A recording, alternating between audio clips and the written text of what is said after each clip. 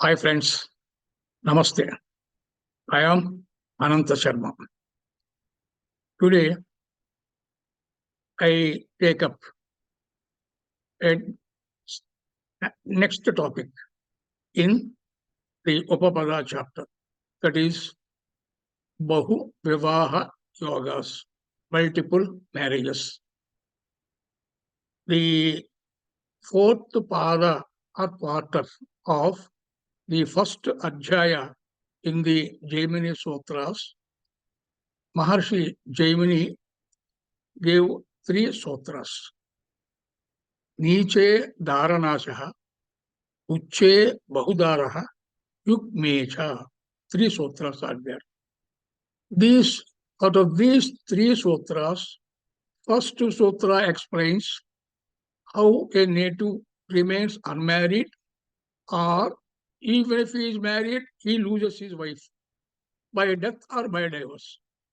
The second sutra is if Upapada or second from Upapada is occupied or aspected by an exalted planet, the native has multiple marriages. The third one is Yugmecha. Yugmecha means Midhuna.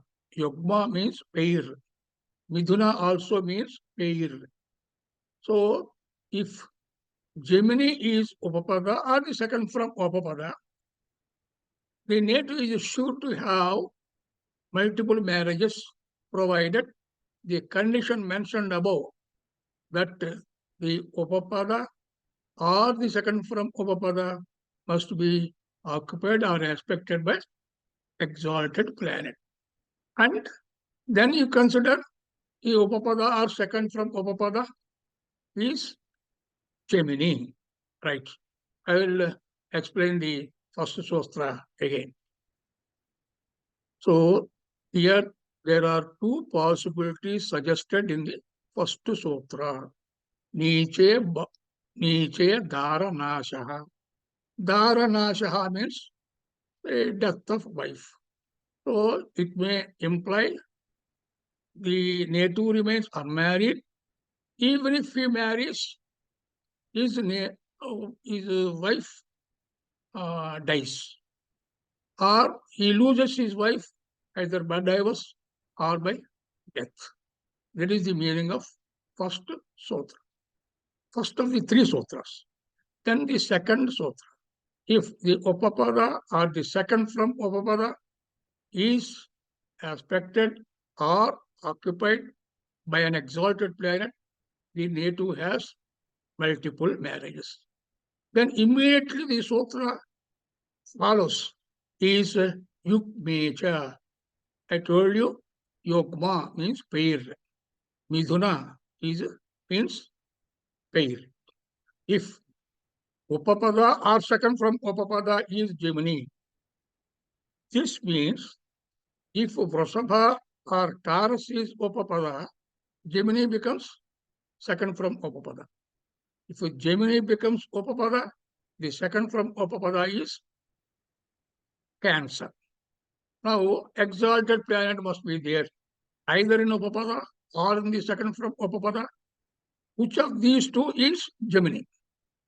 So, I tell you how we can guess the examples. For example, Taurus is Upapada. If moon is there in Taurus, then moon is exalted.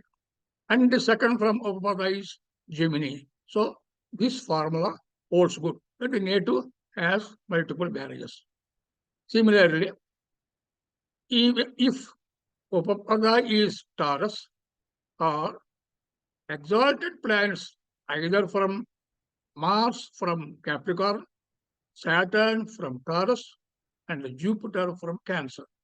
These three exalted planets, if they are there, if Mars is in Capricorn, if Saturn is in Libra, or in the Jupiter in the Cancer, and these three planets, if any one is there in the set place, he aspects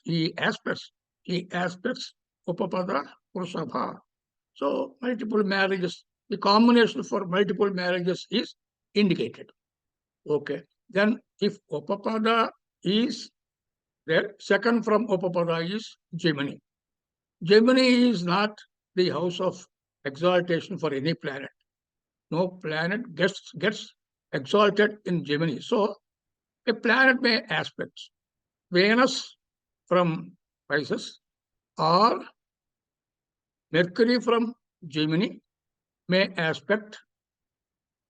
Mercury from Virgo, Venus from Pisces or Mercury from Virgo, they are exalted there. So they aspect Gemini. So then also multiple marriages combination arises. Okay, this is the case when Upapada is Varsava and second from Upapada is Mithuna. Then you come to Upapada is Mithuna. Second from Upapada is Cancer. If Upapada is Mithuna, if Venus from Pisces or Mercury from Gemini, if he aspects Pisces, then this combination for multiple marriages is multiple marriages, this affects. Then second from Upapada is Cancer. If Jupiter is there, he gets exalted there. So we can say this is a combination for multiple marriages. So in this situation, there is an anomaly.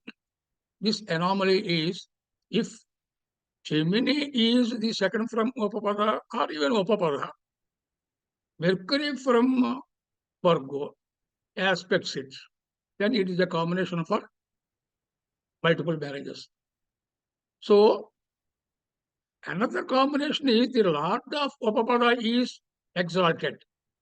That is a combination for to get the spouse from a family of high status or high caste.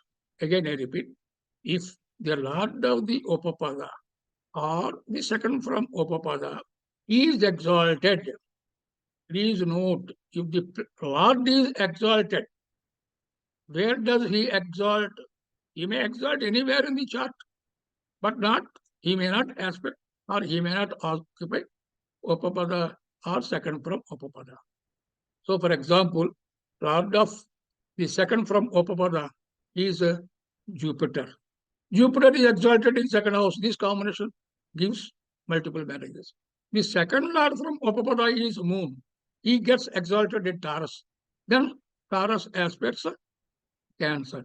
That is a combination again for multiple marriages as well as the Lord of the second house from Upapada is exalted, then the native may get a spouse from a family of high status, financially or academically. So, okay, that is an normal situation. We will try to solve it when the example chart, when we come across the example chart. Okay, this is the meaning of Yugmeja. So there are some exceptions. Sometimes you may find exalted planets connected to the Upapada or second from Upapada. Then Bahu Vivahas or multiple marriages may not take place in the life of the native. But there are exceptional cases and we find the combinations also. Exceptional combinations. For example, if the exalted planet, which is aspecting Upapada or second from Upapada, is aspected by Jnatikaraka or any malefics like Rahu, Saturn, or Mars, or any debilitated planet, then the planet, exalted planet, loses his strength and he loses his power of giving multiple marriages to the native.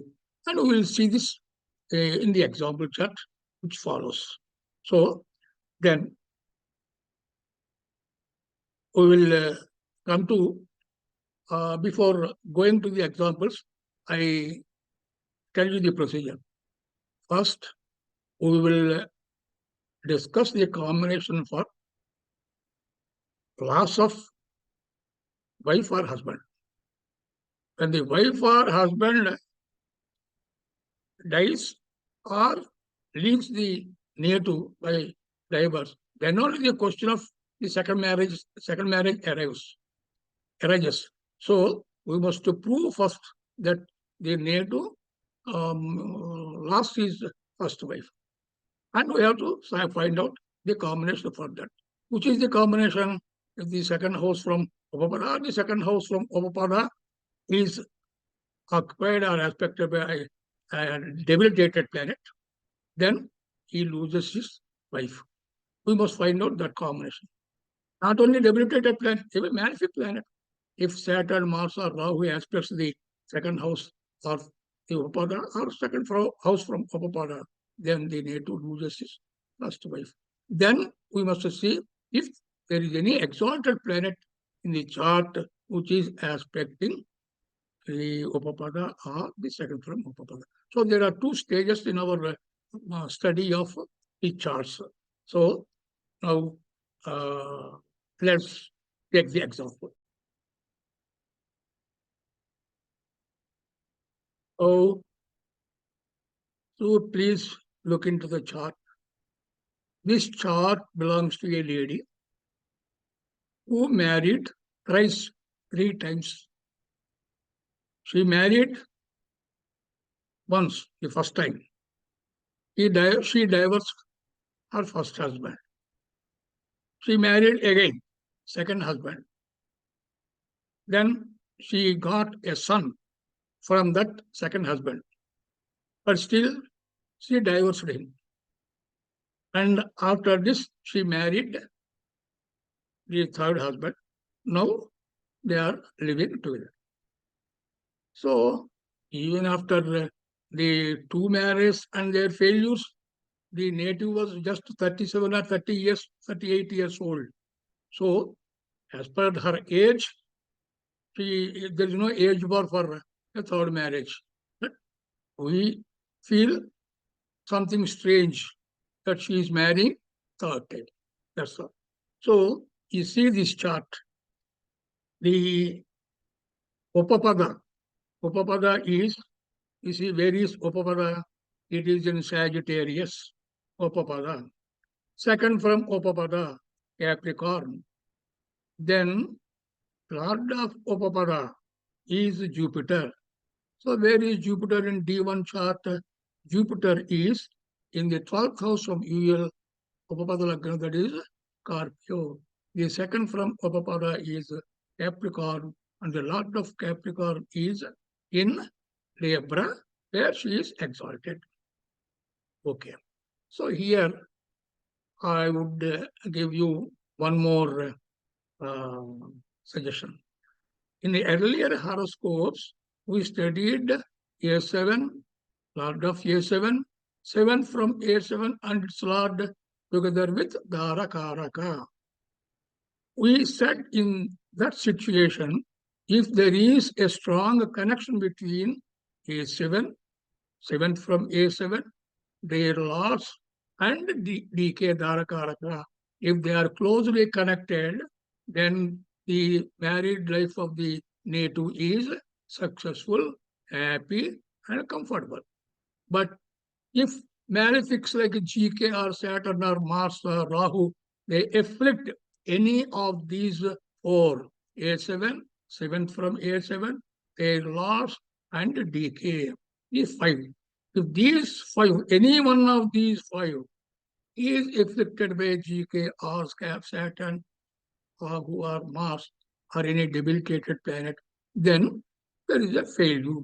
If the affliction is less, immediately you should not jump to the conclusion that the wife passes away, dies, or she divorces.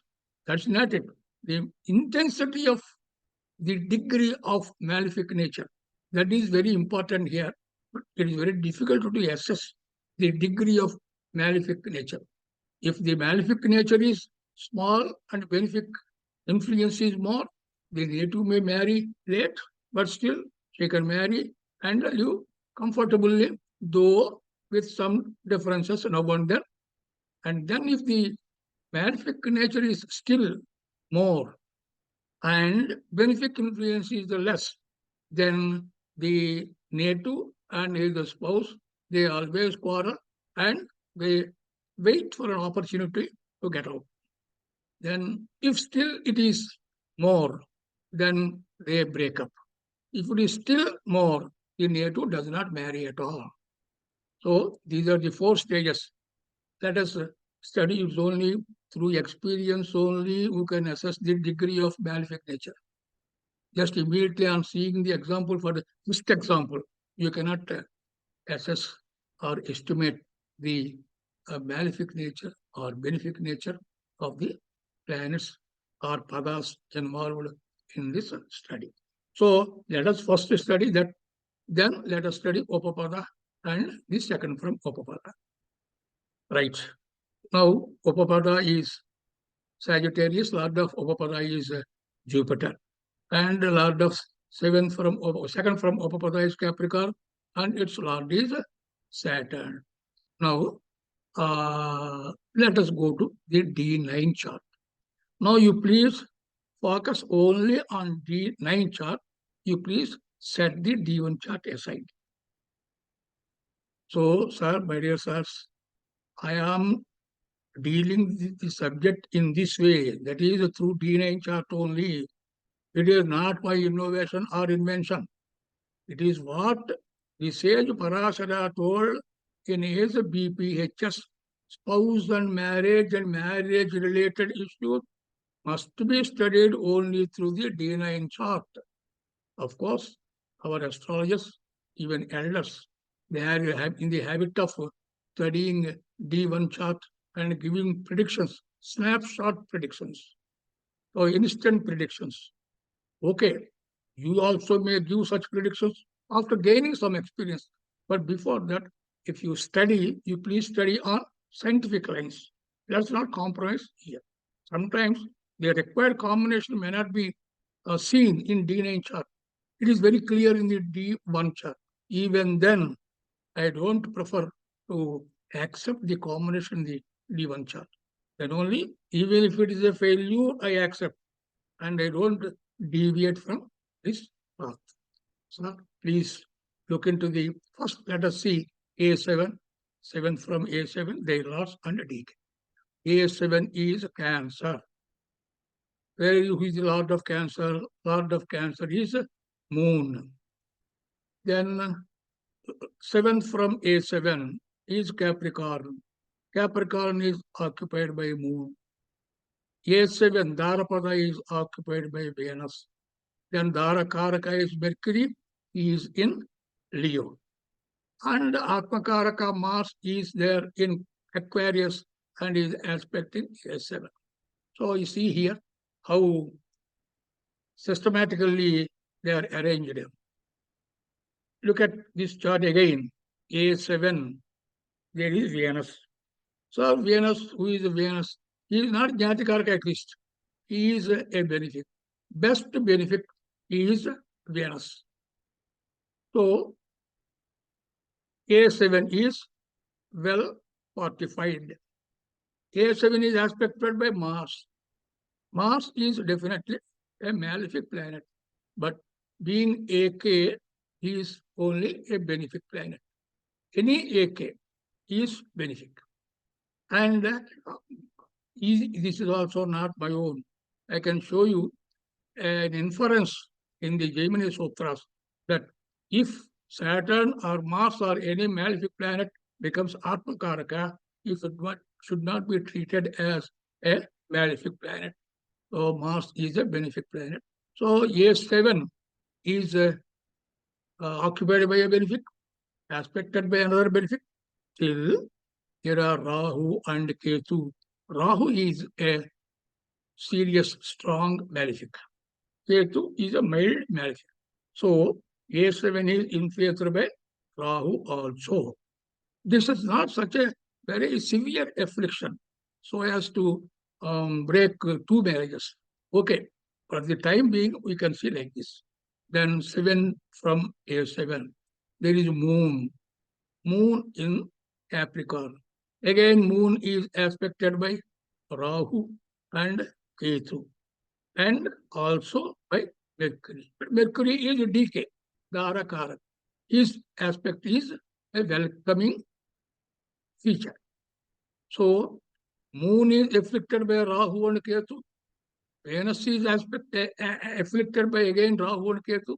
But both A7 and the 7 from A7 are, are aspected by benefics also. Then who is the Lord of the 7th from A7? You must see that also. A7 is Cancer. Lord of A7, Moon. We have seen these two. A7 from A7, Capricorn. We have studied that. The Lord of 7 from A7 is Saturn. Saturn is in Sagittarius. Sir, don't mix these two. Oh, Sagittarius is Upapada Lagna, and the Lord of 7 from A7 is an Upapada Lagna. No, the combinations from Upapada and second from Upapada are separate. Combinations for A7 and 7 from A7 are separate. The signs or the lords may coincide sometimes, but that is not a good way of studying. So Saturn is there and Jupiter is there. Saturn is the malefic. He is aspected by Sun from Virgo. Sun from Virgo. He is aspecting Upapada Lagna, not Upapada Lagna. The Lord of the 7th from Asia. GK is aspecting the Lord of the 7th from A7. So, Lord of the 7th from A7 is afflicted to this extent, that is aspected by GK. But Jupiter also is there. So there is a compensation for the evil of the Saturn by Jupiter. Here, the most important and key factor in this chart is you please notice the exchange of Sun and Mercury. Mercury is in Leo, the house of Sun, and Sun is in Virgo, the house of Mercury. So by exchange, so a combination of two planets is in mainly three ways. The first way is they are staying together in the same sign. The second way is mutual aspect of those two planets. The third one is exchange of signs between those two. Here, Mercury and the Sun, they have exchanged their signs. Then we can assume Sun to be present in Leo and Mercury to be present in Virgo. That is, you may assume that Sun and Mercury both are in Leo, Sun and Mercury both are in Virgo. So, this is the effect of exchange of planets. This is called Parivartana Yoga. Parivartana means exchange. This is Parivartana Yoga. So then, if Sun GK is assumed to be in Leo and Mercury in Virgo, what happens? Sun is GK and he is aspecting 7th from A7 and also the moon present there. Lord of A7 is moon. So moon is 7th from A7 is afflicted by the GK Sun. In addition, there is already the afflictions of Rahu and Ketu. Then, if Sun is in Leo, Mercury comes to Virgo. Then Mercury is an exalted planet in Virgo. This exalted planet, Virgo, aspects Saturn, that is Lord of the 7th from A7, Lord of Capricorn. Then the Saturn's malefic influence of GK is compensated. We should not say it is eliminated. The Sun is there in Virgo. He aspects of Saturn, but Mercury also aspects. So the malefic nature of Sun is compensated or neutralized to some extent. So, sir, a recap. Upapadal A7, 7 from A7 and DK. These three and the combinations are afflicted, no doubt, For every affliction, there is a benefic influence compensating the malefic influence. I repeat again the benefic and malefic influences together. A7. A7 is aspected by Rahu and Ketu. They are malefic influences. They are occupied by Venus, aspected by Atmakaraka. That is a benefic aspect. So A7 is aspected by both malefics and benefics. Between the two categories, malefics are Rahu full malefic, Ketu mild malefic, say half malefic, let us say. There is no formula like this in Jaimini or in Parasara, half malefic or half malefic. But just I am telling you just between you and me. So Ketu is half malefic, Rahu is full malefic, so 1.5. But Venus is full benefic, Mars is full benefic, two benefics. So benefic nature is more, malefic influence. Benefic influence more and malefic influence is less. This is about A7. You come to the 7, Lord of A7. Lord of A7 is Moon. Moon is in Capricorn. So he is in the 7th from A7. Moon is aspected by Rahu and Ketu. And Mercury DK also. This is an ideal combination. Lord of A7, staying in 7 from A7, receiving the aspect of DK. It's a very fine combination. So we may then, in that case, the native would have been very happy with their first husband even. But because of the exchange between Sun and Mercury, Moon has come into the grip of the GK Saturn also.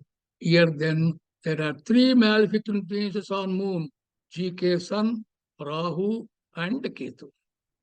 Then, there are three benefic influences. Moon is aspected by Mercury, and only that much. Moon is aspected by Mercury, the Dharakaraka. Now, let's come to Mercury Dharakaraka. Dharakaraka is aspected by Moon only. When Moon is aspected by benefics or Moon is aspected by malefics, you should not consider Moon as a malefic when Moon is aspected by malefics. Moon may be aspected by any planet. Here it is immaterial. Moon is aspecting Mercury. So Mercury has benefic aspect only.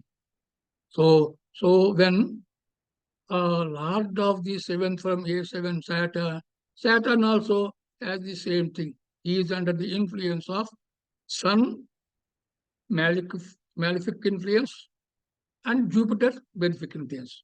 When Mercury is here, he is receiving two benefic aspects. One is Jupiter and one is Mercury. So here, the combination for multiple marriages is Mercury in Kanya or Virgo aspecting Upapada, the Dhanush. Okay. And the Lord of the 2nd from Upapada also, Saturn also is aspected by Mercury. So this is a combination for multiple marriages. For Sun is there, failure of two marriages. Failure of two marriages indicates simultaneously Mercury is exalted Mercury is aspecting, GK is also aspecting. So that is a combination for three marriages. Three is not number. Two marriages or more. That is multiple marriages means not 3, 4. The number is not indicated there. Multiple marriages means more than one marriages. Thank you.